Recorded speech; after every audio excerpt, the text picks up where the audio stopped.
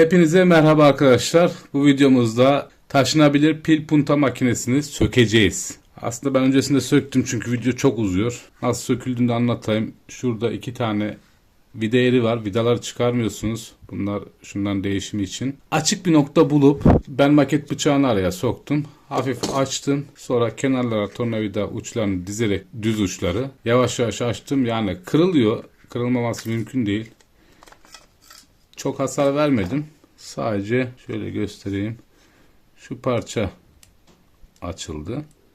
Arıza haricinde sökmenizi tavsiye etmem. Geçmeli yapmışlar. Bu buradaki tuşu. Bu arada şaşırttı beni. TP4056 kullanmamışlar. Farklı bir şarj modülü kullanmışlar. Daha gelişmiş. Optokuplör var. Ne işe yarıyor bu? U1'de işaretlemişler. Düşük voltajlı kontrol devresi ile yüksek akımlı punta devresini elektriksel olarak birbirinden ayırıyor. MOSFET'imiz var bir tane. Bunun üzerinde yazan kod da LR013N03. Arka tarafını da sökeceğiz. Orada da MOSFET'lerimiz var. Güç MOSFET'i bu arkadaşlar. IP5303 entegre. TP46 yok demiştik. Bu iyi bir haber. Çok fazla işe yarıyor bu. Pil voltajını, aşırı şarj, deşarj, kısa devre koruması sağlıyor. Transistörler var. Arkada kaç MOSFET var? Ben tahminde bulunuyorum. 3 MOSFET daha var arkada. İlk üretilen, ilk satılanlara göre biraz daha kaliteli olmuş bu.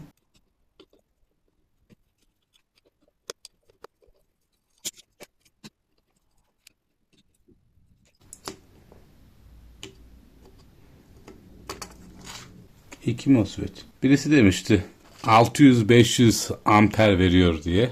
Abi mümkün mü ya? İmkanı yok. Pilin yarısını da üzerine kapatmışlar. Şimdi bunların pil ölünce ne yapılır? Biraz zor bulunuyor piyasada ve pahalı. Ya gözü karartıp alacaksınız ya da benim kafamdaki plan 18650 4 tane pili dışarıdan bağlayıp beslemek. Ama şimdi bakıyorum. Evet yapılır. Bakım pilden yüksek akım çektiği için adamlar burayı full lehim yapmışlar. Çünkü kaldırmaz, dayanmaz.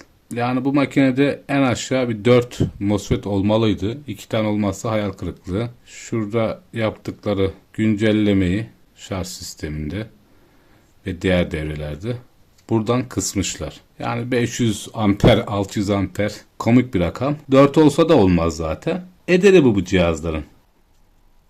Pilin yazılarını okuyamıyorum. Muhtemelen buradan da pil sıcaklığını ölçmek için bağlantı çekmişler. Alta koymuşlar. Devre kapatsın diye. Amaç ne diyelim? Bu kadar paraya bu kadar köfte diyorlar ya. Amaç o aslında. Neden? Her şeyi bu kadar kısınca cihaz çabuk arızalanır. Bunu engellemek için de bazı şeyleri kontrol etmek istemişler. Cihaz arızalanacağı zaman korumaya geçsin. Bunun için de böyle antin kuntin işlere girmişler. Olaya şöyle bakmak lazım. Fiyatının ederi bir ürün. Yaptığım araştırmalara göre 2000-2500 mAh aralığında pil kullanılıyor. Eskilerinde daha büyükmüş, kasaya sığıyormuş. Ufaltınca mecburen araya boşluk koymuşlar. Bunu da bu süngerle kapatmışlar. Bu piller bir anda yüksek akım verebiliyor. LPO piller. Şuralar zaten 500-600'e dayanmaz. Milisaniye olsa bile kurtarmaz. Adamlar her yerden kırpmışlar. Bakın MOSFET bile 2 tane. 500-600 mAh diyen bir yorum vardı.